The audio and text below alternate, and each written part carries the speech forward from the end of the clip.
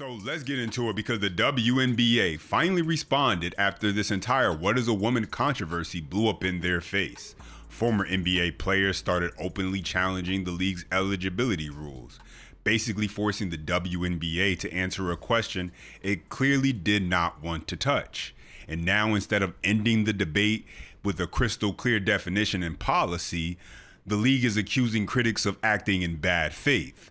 And so now the story is even bigger because this is no longer people just trolling the WNBA online. The pressure got so intense, the league itself had to respond. And once you hear exactly what they said, you'll understand why this controversy is not going away anytime soon. As always, ladies and gentlemen, make sure you smash that thumbs up button. That's the best way to let me know you enjoy the content. For more, subscribe to the channel. Let's start right here. Answer. The Women's National Basketball League came up empty. The league formed a task force to figure out what a woman is and to discuss the rules on who is eligible to play. After days of discussion, it managed only to go after the actual people who buy the tickets and go to the games. The task force saying those are bad faith fans and there are no immediate eligibility matters affecting the league.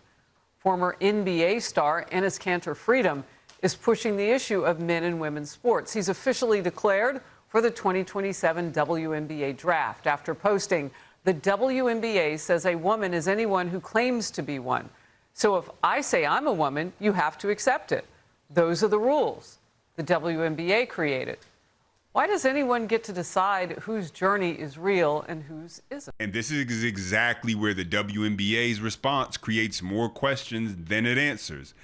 The league says there are no immediate eligibility matters and condemns what it calls bad faith attempts to use the issue to demean people. But here's the thing, no one is claiming right now that a transgender woman is currently playing in the WNBA. That's not the case. The controversy comes from what the rule actually means moving forward. Because their own collective bargaining agreement, ladies and gentlemen, says only women are eligible to play in the WNBA.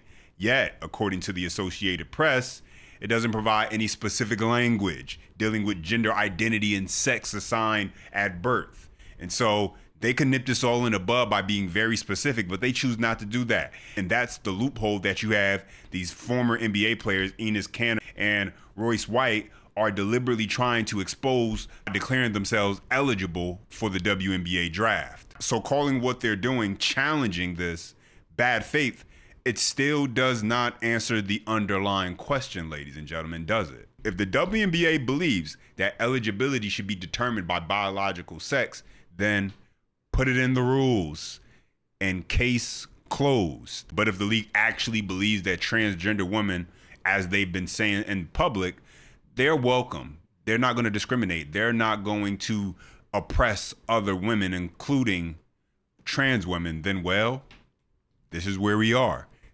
Because how do you define who is a transgender woman and who is not? That becomes very oppressive just in itself. Madeline. Harris, yeah, this conversation isn't going to go anywhere. People who want a decision from the WNBA say the question regarding eligibility is simple and should be easy to answer. And there have been several posts online mocking the WNBA for punting the issue. But league says that is the exact type of pressure they won't be responding to. A source familiar with yesterday's anti-task force meeting tells Fox they're not going to allow what they call manufactured controversy to dictate the league's processes. Their statement reads in part, "We will continue to engage all league stakeholders in the coming weeks and months. We will approach these important conversations thoughtfully and in alignment with the values of our league. There are no immediate eligibility matters affecting the WNBA, and we strongly denounce the bad faith efforts to use these topics to demean or marginalize others." Enes Freedom isn't the only one who says he wants to play in the WNBA. Former NBA player Royce White says the league's lack of specificity regarding what a woman is should make him eligible to compete too. He told the White House podcast in an interview that aired today he's refusing to back down.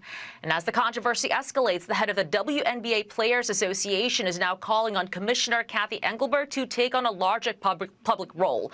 Per the Wall Street Journal, the union's executive director says in part, the commission commissioner and league leadership need to be more proactive and more present to actually familiarize themselves with player experiences, to listen and respond to players, anticipate issues, and be willing to lead even when things get uncomfortable. And so now here is the problem that the WNBA is facing. They have actual former NBA players who are saying, okay, WNBA, we're going to put your own rules to the test. Royce White and Enes Kanter are two former NBA players who have decided to make themselves eligible for the WNBA, declaring themselves as trans women. And so take a look at Royce White take a listen to Royce White here on Fox News. Check this out. They're trying to figure out how to respond to you and Cantor's bid, is what you're saying. It's a real thing. They got to deal with it. Of course it's a real thing. Could this culminate in you actually playing in the WNBA? It better. Why wouldn't they let me play? It's completely bigoted to deny my trans existence. So you're telling me that former NBA player Royce White is going on day 3 of continuing his mission to get into the WNBA. Do I have that right? Which then led to other females calling him out, saying, do it, commit to the bit, take hormones, get facial surge, breast aug, and SRS with the money you got from being a Hall of Fame household name, change your name and live as a woman in society. Anything less is cis male cowardice. In which she replied, don't tell me how to be a black woman. Taking hormones are optional. The idea that a trans woman has to subject herself to big pharma is just another way for cis normative people to turn us into a commodity. I'm all natural, black, trans, lesbian with a penile aesthetic. Which then Ed Krasenstein, the liberal influencer, real men don't play women's sports, in which Royce White clapped back, you misgendered me again. That's toxic. Heteronormative bigotry. These words, guys. We've moved on from that way of thinking about womanhood. Why are you so pressed? We only make a tiny percentage of the population. You're obsessed. You must be jealous of strong, beautiful black queens. You go, girl. I'm all for this Royce White drama. For your mama. That right there, ladies and gentlemen, that's the contradiction that you see Royce White exposing. He's basically saying, listen, you spent years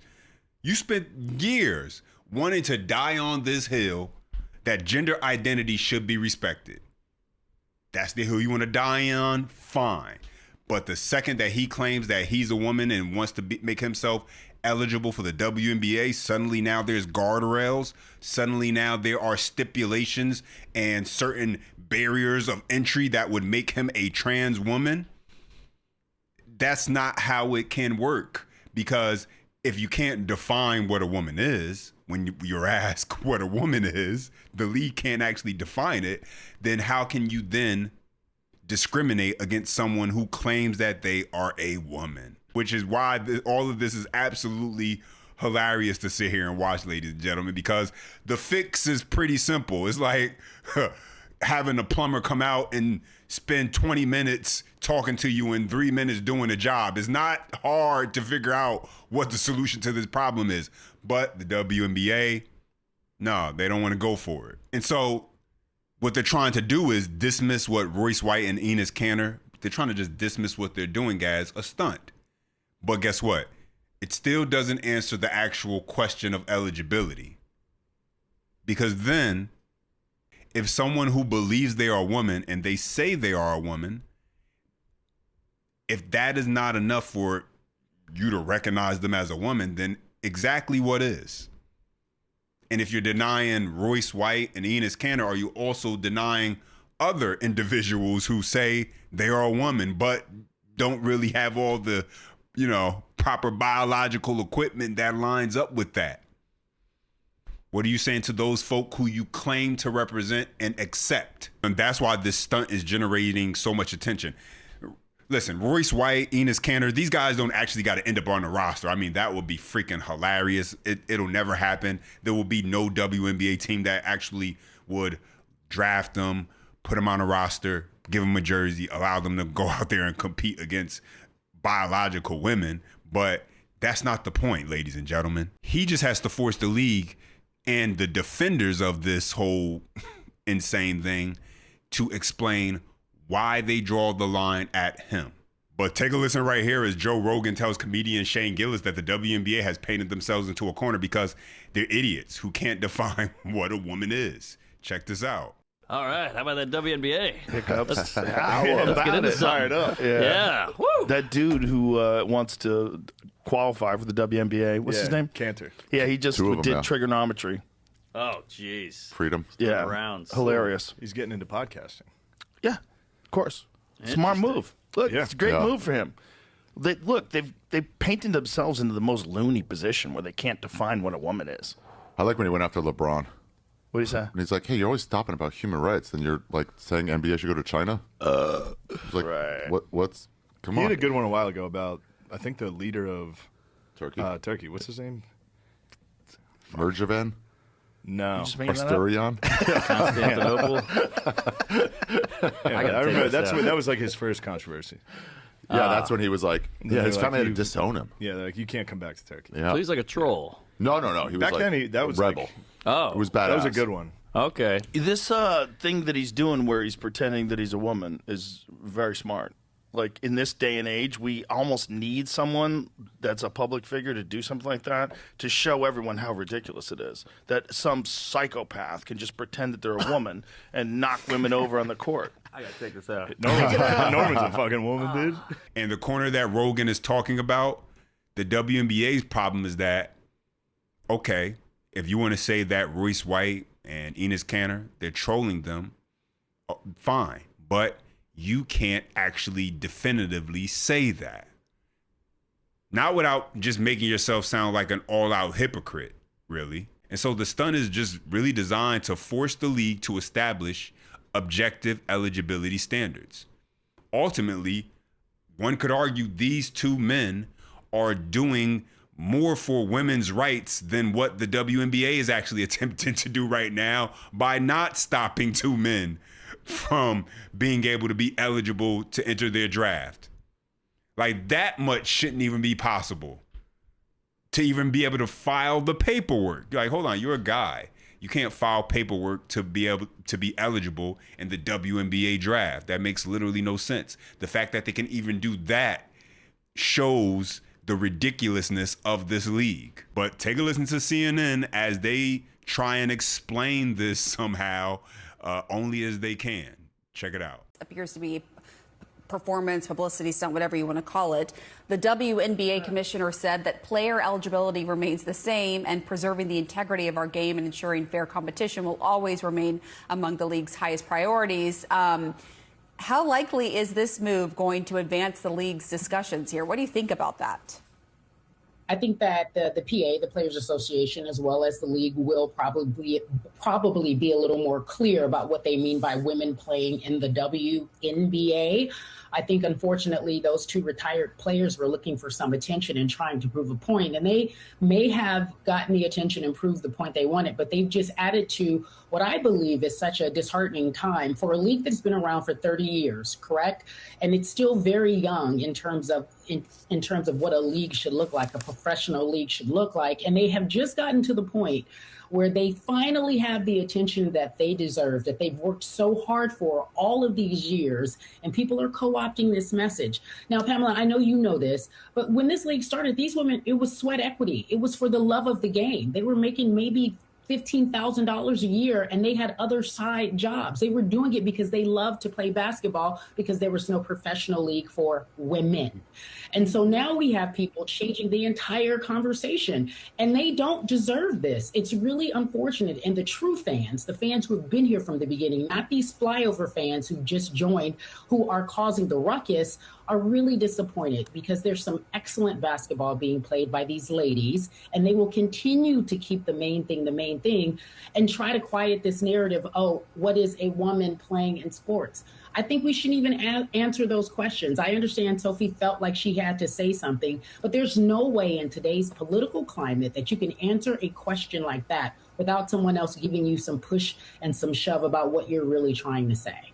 All right, I want to turn. Don't feel bad for them because they did it to themselves. The WNBA, the commissioner, players, coaches, basically every individual who's choosing not to speak out besides Sophia Cunningham, who she seems to be the only one who can definitively say, yeah, we shouldn't let men into our league. And so they done this to themselves. Okay, they got wonderful basketball, blah, blah, blah. No one cares because you've done it to yourself by making something that should have been a moot point, a nothing burger of a story. You've given it legs because you want to live in this woke reality where anyone can be anything. Women can be men can be women. It doesn't matter what your biological sex says you are. If you feel it in your heart, if you feel it in your mind, and you wake up one day and that's what you believe yourself to be, then by golly, who is anyone out in the world to stop you? Who are your parents to tell you that you're not a boy, you're a girl? It says it on your birth certificate, for Pete's sake. None of that matters because in liberal left loony land, you can be what you want. And I didn't say this. Actually, a comedian said this. He said he's not even mad at, these people who have convinced themselves that they are something that, that they're a man when they're, not a man really. He says, you really got to give it up to these people because in their mind, they convinced themselves that they are this thing and they really believe it. They really committed to it. They really doing it. And that tells you more than anything, they could have been anything that they wanted, and that's what they chose. I forget the comedian's name. I want to give him credit, but he said that, and I laughed because it's quite true. These individuals had the mind power to convince themselves that they are something that they're clearly not, and they could have chose anything in the world to be, and that's what they chose. But those are my thoughts. Any update. Now I want to hear from you. Drop your comments down below. Appreciate when you guys chime in. Don't forget, you enjoy the content, smash that thumbs up. For more, subscribe to the channel. And as always, until next time.